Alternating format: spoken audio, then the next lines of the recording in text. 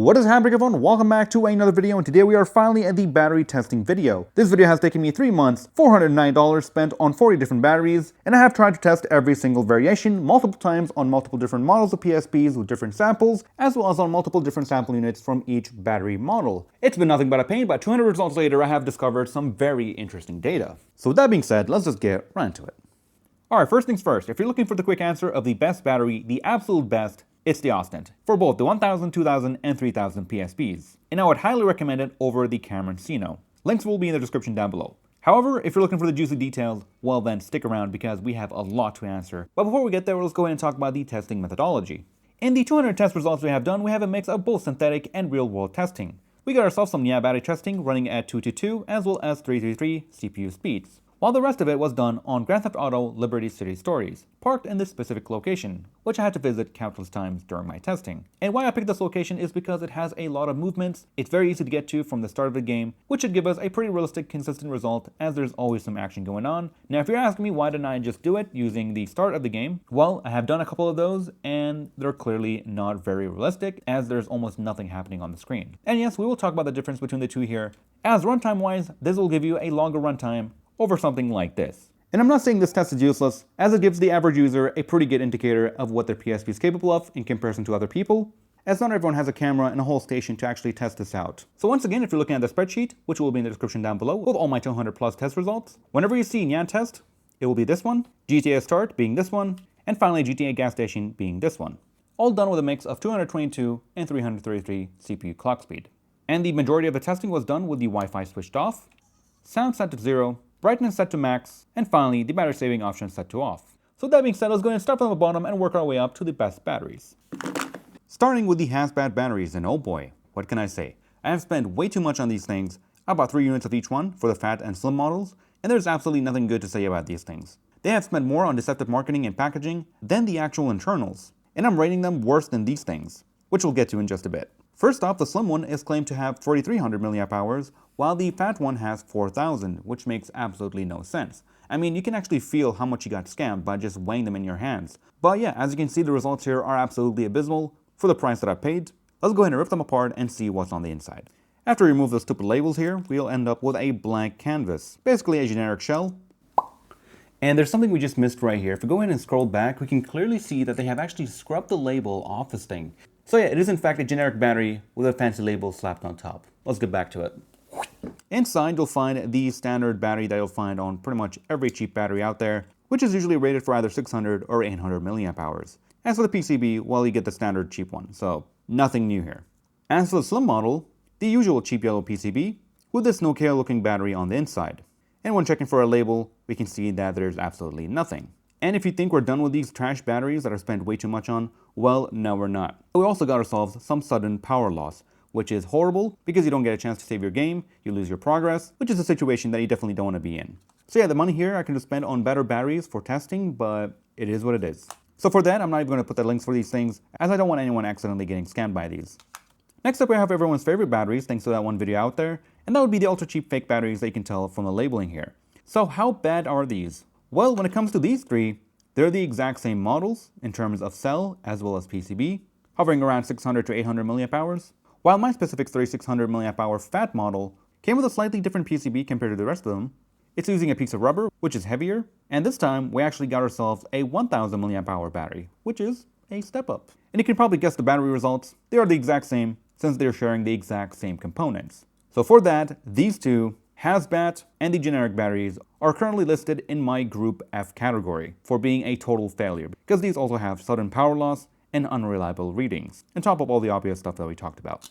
Next up, we got the original looking batteries that we got from the AliExpress PSPs, which looked almost the exact same as my original ones on the left here. But the way I can tell without opening these up is that they actually weigh 26 grams versus the 29 grams on the original ones. So we got 3 of the slim ones and 1 of the 1800 mAh fat one. And the funny thing is, they almost weigh the exact same. The numbers here were actually pretty decent, and thankfully there is no sudden power loss, so for that I put them in Group C, and they have held up pretty decently for a cheap battery that you get included with those refurbished PSPs from AliExpress, so not a bad deal in my opinion. So let's go ahead and start with the obvious fake one, or at least that's what I think, and see what we have on the inside. And what did you expect? We got multiple layers of filling, the same cheap PCB, except it's a slightly different revision, and I'm hoping to get some numbers under here. We got ourselves 1350 milliamp hours, which is very interesting. And pulling the label further, we can see that it's actually 3.8 volts and not 3.7, which makes me wonder what's inside these things, because this is peak performance right here. And the only thing left to talk about for this 1800 milliamp hour fake original battery is that it's unreliable, and for some reason I've only got test results for the 3000 model PSP.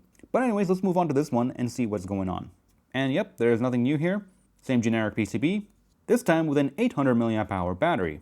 It's very similar to the 600 milliamp hour. Sometimes you let a label, sometimes you won't. Sometimes it's 600, sometimes it's 800. So now I can finally say with confidence that this is indeed a fake battery.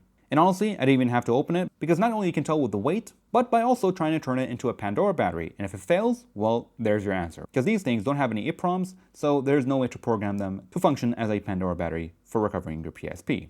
And the test results are as expected. They were all right in terms of function. You got 2.5 to 3 hours. But again, since they're using this cheap PCB and this type of battery, they're not that reliable in my opinion. And you're never going to know what you're going to get with these things.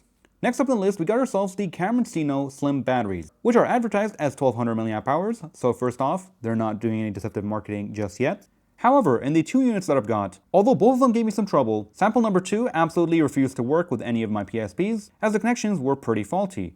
It would constantly disconnect, and I would end up with no battery results. So for that, we're going to be taking apart this one, but first let's talk about the actual results on battery unit number 1. So as surprising as this might be, are probably sharing the exact same trash on the inside as these ones. Not only has it got very similar battery results, but it also weighs the same.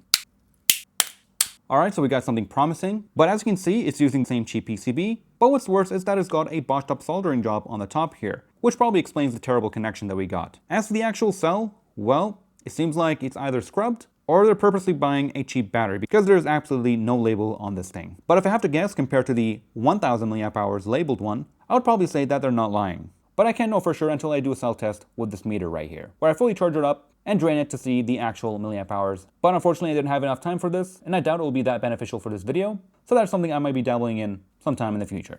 I've got so many batteries that are opened up that I decided to get myself a pot with some aluminum on the inside, just in case that one of them decides to, Next up I have my original 12,000 milliamp hour batteries, and the results for these things are actually still holding up pretty well. The only downside to these things, in my opinion, is that the self-drain is pretty high, because these batteries are now pretty damn old. So the actual cells have some self-drain, which means if you leave them for about a week without use, without even plugging it into a PSP, if you plug it back in, you'll see that the percentage and voltage has dropped within that week of span. But otherwise, these two have been functioning pretty great for the past couple of years for me, as a second PSP for ad hoc games. However, we're not going to be taking those apart. Instead, we're going to be taking apart my spicy batteries, which is going to be quite the challenge without popping them. So let's see how that will go and see what's on the inside. And just in case, I'm kind of sort of prepared. Damn, that's a spicy battery. I should get some gloves.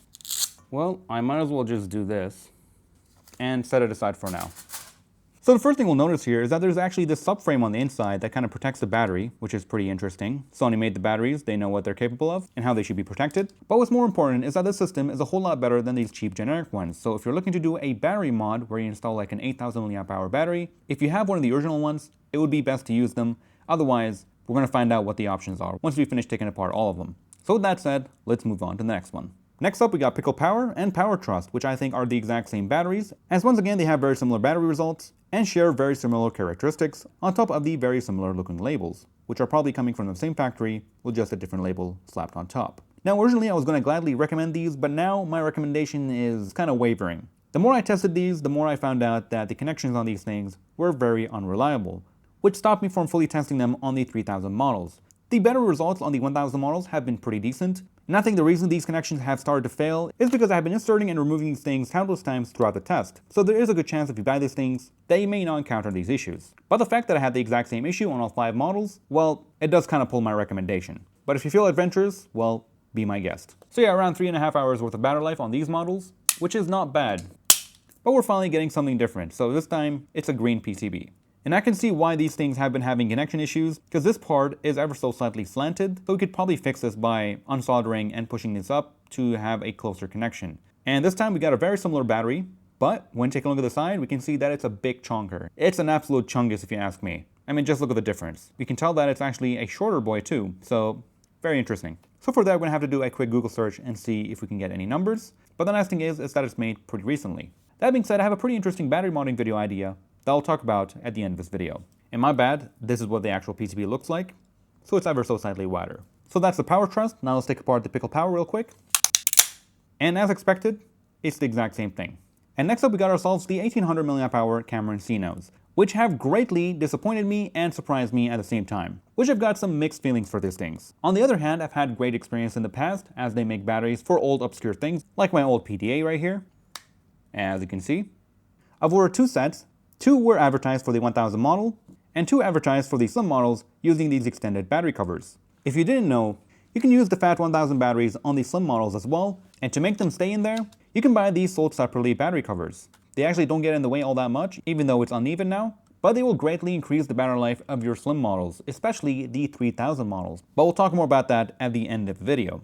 So yeah, 2 of them came with these battery covers, and once they were shipped in here, I kind of lost track of which one's which, because on the actual listings they had different labels, but when they came in, the labels were pretty much the same. But what's really weird about this is why the heck 2 of them have gave me some completely different results, while the other 2 gave me some very similar results. These 2 right here gave me an average around 3 hours and 20 minutes. However, this one was 5 hours 19 minutes, and this one was 5 hours 12 minutes. A completely different part game. So that is something I want to answer today. Why am I getting very different results in our Cameron Sino doing some false advertisement? Because it might be just a coincidence that I got 2 advertised for slim models with the extended battery covers, and I just happen to have 2 different batteries giving me very similar results that are very different from the 2 other batteries that both have very similar results. Well, let's find out. Alright, so it's using a generic PCB. It's got a standard lithium battery, but does it have any labels? And the answer to that is a surprising no. So now let's go ahead and open up the other 5-hour ones. And would you look at that, just as I expected. So we got a whole different PCB right here. This time it's black, and here's how it looks side by side. But I'm more interested in the actual battery, and unfortunately, it seems like it's going to be a pretty tough one. Let's try to loosen it up with some rubbing alcohol. And I'm hoping this one has some readings on the bottom here. But unfortunately, that seems like it's not the case. So unfortunately, we won't know for sure until I do a test with my testing unit right here. Very similar batteries, which might be the same. The slim one was using one of the cheap PCBs, while the fat one, that gave us a much better battery result, is using a black PCB. So what we can conclude here is that if you're planning on doing a battery mod, and assuming these cells are the exact same, then this PCB is a whole lot more efficient than this one. We won't know for sure until we get to that video, where we end up doing a bunch more testing and seeing how these different PCBs hold up. So stay tuned for that. Can't really recommend one over the other. Maybe they're coming from different factories and that's why. I did also end up with some connection issues with a few of these models. Next up we got the 1500 mAh Hisewen, 1200 mAh EBL, 2400 mAh Tectra, and finally the 1200 mAh Fugasun. I'll put these all in the exact same bucket because they all perform in a very similar manner, and surprisingly they all perform very well. I haven't had any connection issues, any reading issues. The battery results that I got were pretty decent, and overall I can definitely recommend them just for the fact that you can get some consistent good results without having any weird issues here and there. That being said, with these ones your battery life will hover around 3 to 3.5 hours. So yeah, I'm pretty happy with these ones, but with that said, it's time to rip them apart. Let's start with the EBL. And very interesting, we got ourselves the black PCB once again. Except this time it's got a smaller IC chip. If you guys are interested, I'll have high resolution photos in the description down below, alongside of course the massive spreadsheet that I've worked on, that will be constantly updating as I gather more information. This time the cell here is actually harder to check as it's been kind of wrapped around, so we got a connection on the bottom, a connection on the top, or I may just have to do this and call it a day. And you guys have no idea how much I hate this tape, because I'm just trying to see the label, and this tape is not helping. And it seems like we got no labels whatsoever. Unfortunate. Here's the back of it, version 5.1, made in 2023. Moving on to the Hisewen, the Hisewho, Hiseware, ow, PCB version 3.0, and green PCB. And thankfully this time we got some kind of label here, so let me try and look it up. And unfortunately right now I can't seem to find anything. Moving on to the Tectra, or should I say Tectra. Another green PCB, and most likely the exact same battery, but this time the last few numbers are very different, so maybe this is a serial number. I have no idea. Finally we have the Fugasun, and I feel like it might be the exact same as the Sun to Your Sun, whatever it's called, so starting to sound like a Zora move. And we got version 4.0 battery, so it's telling us to rush B, and I'm going to risk it all once again. Oh, we finally have something, and I'm hoping it's actually useful. Nope, just the exact same battery. Well. So the only thing I can conclude here is that the black PCBs are actually giving us much better results than the rest of them. Because this one being EBL has the slight edge of the other ones, so I'm assuming that this one is slightly more power efficient, and if you are doing a battery mod, then this one might be the one to go for. So once again, I definitely recommend these batteries. They've honestly been great, and if you find them for a good price, why not get them as a spare? Otherwise, you should get yourself an Ostent, which we are almost there. We're going to talk about those right after we talk about my original 2200. This one I've had for as long as I can remember. In fact, I got it secondhand with a specific PSP right here, and originally it was actually pretty bloated. It was kind of spicy. In fact, it was pretty spicy, but it still worked and I used it. But eventually, from all that pressure that built up on the inside, it developed a leak and now it's deflated. So here we are several years later, I'm still using it and it's still holding charge. And the crazy thing is, it's still hitting 4 hours and 53 minutes in my average battery results. It's still hitting some insane numbers and beat out the majority of the batteries that we have here. So yeah, am I gonna take this apart? Absolutely not. We don't need to. We know it's gonna have a great PCB. There's plenty of pictures online of what it looks like. It's a pretty big one. And I'm currently using it as a Pandora battery, so it's gonna stick around as is, unaltered in its current state. So that's what it looks like if you're interested for the PCB part. It's a whole lot bigger than the aftermarket ones, which might be annoying when you're doing your battery mod, but it's not going to matter all that much because not everyone is going to be able to get their hands on an original battery like this. They're very rare now, very hard to get, and a lot of people have just thrown them out because most of them got pretty spicy, they stopped working, all that good stuff. And with that being said, we can finally move on to the juggernaut of PSP batteries, and that will be the Ostent, the 2200 mAh fat body Ostent.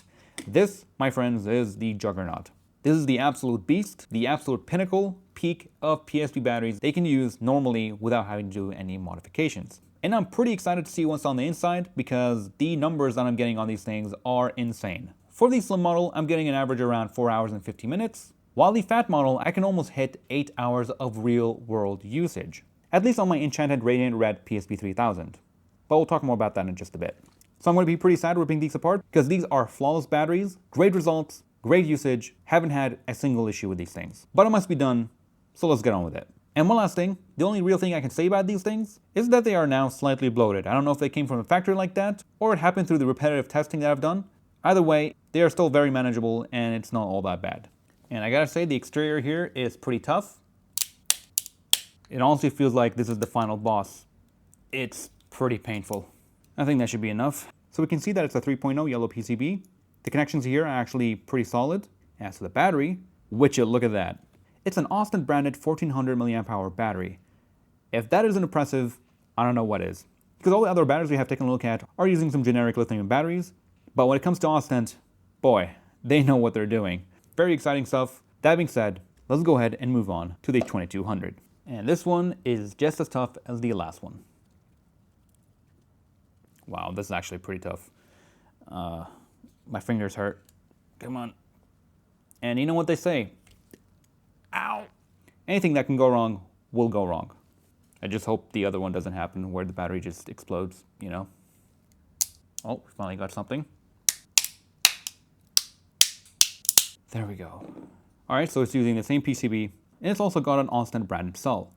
Very, very impressive. Let's just get a round of applause. It feels like whoever's working at Ostent really loves the PSP and they just wanted to make the best battery possible. This is peak battery. The only thing I would like to see is a different custom PCB made by them, but I guess these are working just fine. So what did we learn here? Well, other than knowing that Ostent is the PSP battery champion, is that these yellow PCBs maybe are not all that bad after all. I was expecting some special PCB sauce on the inside made by Ostent, but what I didn't expect is an Ostent branded cell, which is very impressive. On the other hand, these Cameron Sinos, although they make a whole lot of batteries for other platforms, they don't have any branding on theirs, which I have no idea why. Maybe they're generic. But one thing for sure is that these Ostents, I'm going to say it for the 10th time, are the peak of PSP drop-in batteries. And I absolutely love the actual skin on these things. They are very similar to the original golden ones. They look very similar, they look great, and if you have a transparent shell, in my opinion, these are one of the nicest looking ones that you can put in, as they don't look cheap. So yeah, that's what my table looks like right now. It's a complete mess. It's a pretty big fire hazard. And yeah, I'm going to have to go ahead and take some high quality macro shots of each of these PCBs and document them. But for now, let's go over the juicy details and the notes that I have written down. Let's talk about the battery saving methods you could use, and if they actually work. The percentages, the differences between each model, because for some reason, my specific 3000 model Radiant Red PSP is giving me some insane numbers over all the other ones that I have over there. It feels like it's been placed on a Minecraft enchanting table and it's been given power efficiency level 10. I don't know. So let me go ahead and clean this up and we'll be back in just a bit. Alright, so after turning my table into a minefield, I have finally diffused the batteries, cleaned up, classified, and photographed all the different PCBs that we got here. And here's a quick tip if you ever find your battery easily coming loose, especially with little bumps like that. Well, the fix for that is pretty easy. All you need to do is to add a little spacer right down here in the bottom right corner. You can add a piece of paper, or in my case, I use this little plastic piece that you get with packaging. Cut a small slice, slap your battery in there, and that should give you a very nice snug fit. And that battery is going nowhere. So now that you are done with the main course, let's go ahead and move on to the complementary side dishes, or should I say the side quest that I made up for myself when I started this project 3 months ago. You know how it is here, I always have to make things harder for myself, and that's why this video took forever. So according to my data, the 2000 model on average has about 14% longer battery life compared to the 1000 model with the same exact batteries. While the 3000 model has an extra 44% extra longer battery life compared to the 1000 model, which is absolutely insane. It's almost double the battery life of the 1000 model. And if you don't trust these numbers, you can go ahead and open up the spreadsheet and take a look at the various battery results that I've got and make your own conclusion. Because just think about it, if you're looking to make the ultimate PSP, eventually, if the PSP 3000 model gets an IPS display, we can say that the 3000 model is probably the best model to get, because just look at that power efficiency. It's absolutely insane. And if you think that's insane, well, you haven't heard about my Radiant Red PSP 3000. This thing right here, I don't know what to say. It has, on average, almost 14% increase in power efficiency over my other two 3000 models, which is the Monster Hunter and the White Blue models. For whatever reason, this thing right here decided to be an absolute beast, and I'm not sure why. Maybe it's the motherboard revision? And you know what? That might just be the case, because it seems like my Radiant Red PSP is actually a 95 V2 model, while the other ones are not. I do have a few more PSPs that I could test with, but for now, I can't say for sure until I do some more testing, so maybe stay tuned for a future video about this topic. So anyways, let's get back to it. Speaking of numbers, comparing the NYAN Cat test to my Liberty City Stories gas station test, you'll notice an average of around 10% of extra battery life. So what you can do with that information is you can go ahead and do the NYAN Cat test on 333 CPU speed, subtract 10%, and that should give you a number of a real-world runtime.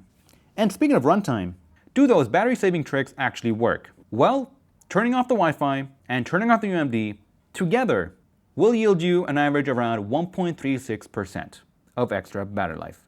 So yeah, I was hoping like 5%, maybe 7%, and finally having both the Wi-Fi and the UMD enabled, you lose about 2.32%. It's not that big, but it's something. So there you go. Doing a quick test on my Clear Blue here, that has 6 LEDs, 2 on the top, 2 in the middle, and 2 on the bottom, I only lost about 3 minutes worth of battery life. And keep in mind with the PSP 1000, since the speaker self-noise is more prominent, the LEDs will be on whether you have something playing or not. And according to the results here, it seems like it's not going to affect your battery life all that much. But again, I would say like 15 minutes of extra battery life you might lose, maybe to 30 minutes tops. That is something we may have to find out in the future once I figure out a contraption where I can test out these PSPs with sound on without annoying me throughout the night. Because you guys have no idea how many restless nights I had to go through, because I was starting a new test, swapping out batteries, recording the numbers, just to accumulate this 200 plus test results of a sheet. PSPs in general don't have very great battery indicators, so don't trust these numbers too much. The charging indicators on these things are not very accurate. Sometimes you can get 100% charge, but it'll still tell you that it's charging. So sometimes it will be done in 2.5 hours. Sometimes it might take 5 hours to see that orange LED turn off. And that should just give you a general idea of what you can expect when it comes to charge time. And finally, 2 of my battery packs came with this awesome little battery charger. And I gotta say, they're actually pretty great. Had great experience with them. They charge exactly like a PSP and have pretty accurate battery readings. You have a choice of micro USB or Type-C, which is great. And overall, can't really complain. They work pretty nicely and are definitely worth having around if you got multiple PSPs and multiple batteries to work with. Once again, links for these will be in the description down below. Other than that, we got a few notes here that I can go over. 4.2 volts is the max voltage for these things. So once you fully charge one of these batteries, they usually hover around 4.2 volts. And when your PSP auto shuts down, it will hover around 3.5 volts. And there's one more thing I missed here, and that would be talking about the IPS screens versus the OG screens on the PSP 1000 model. At least according to my numbers, it seems like it's actually more power efficient over the original model, even though it's a whole lot brighter. So if you have an IPS screen, you'll either get similar results, if not an improvement in battery life. Anyways, let's get back to it. Power Trust, Pickle Power, and HSABAT have been disqualified from my recommendations, which finally brings us back to the camera and Sinos. So if you have been researching around, you'll notice that the camera and Sino and the Ostent have been in people's top recommendations. However, In my testing, unfortunately, I do not trust their 1200 mAh slim batteries. As for the 1800 mAh, well, I simply just cannot trust them. I don't know what they're doing. I don't know why I got two different battery results. My only logical explanation is that they're coming from different factories, because we've noticed that they're using different PCBs. They're still going to be okay, but the discrepancy in the test results just simply puts me off.